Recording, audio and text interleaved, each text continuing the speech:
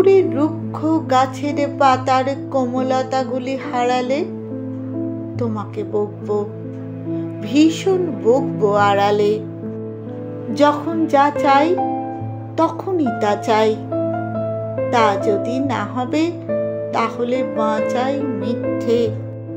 আমার সকল আশায় নিয়মেরা যদি নিয়ম শাসায় দগ্ধ হাওয়ার কৃপণ আঙুলে, তাহলে শুকনো জীবনের মূলে বিশ্বাস নেই, সে জীবন ছাই।